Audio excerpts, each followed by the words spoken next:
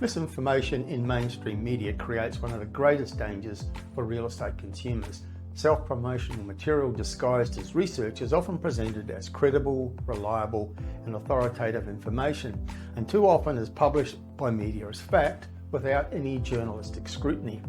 In reality, it's usually nothing more than an attempt by a business or an individual to gain free publicity.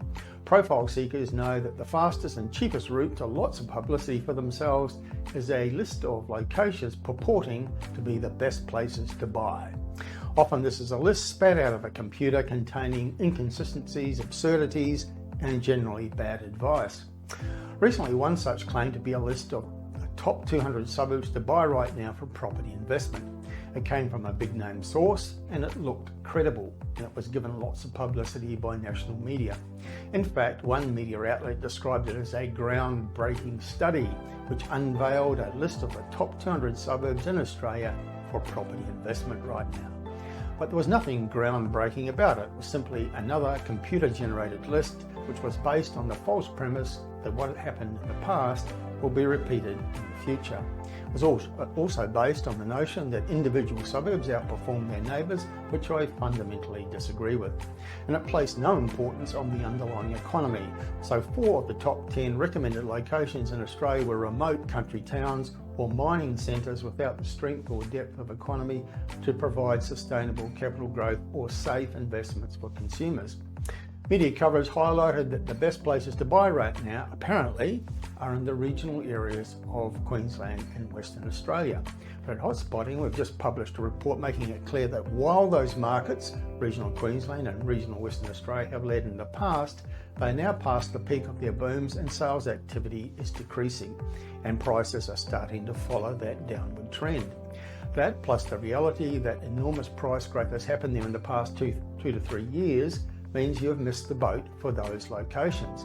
In other words, the report to which I refer tells you where you should have bought 2 or 3 years ago, but the promoters of this nonsense are suggesting this is where you should buy now.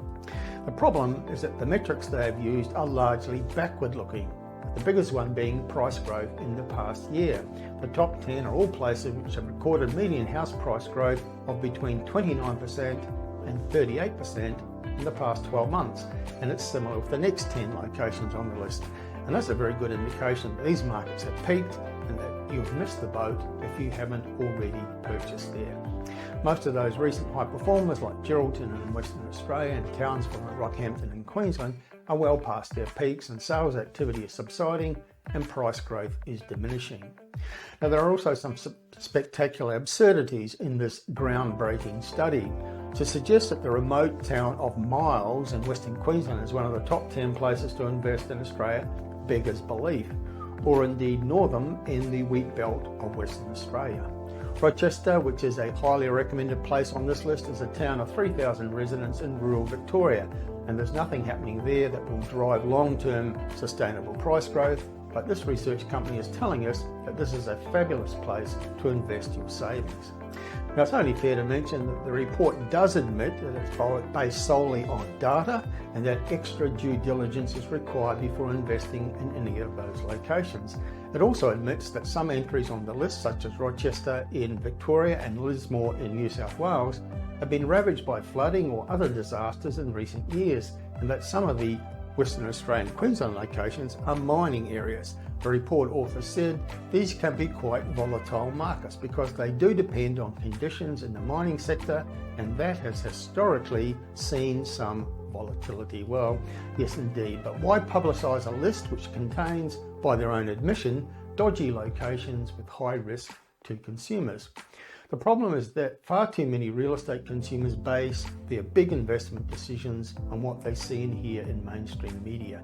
And if they follow the recommendations in this list of the usual suspects, they could be making some very bad investment decisions.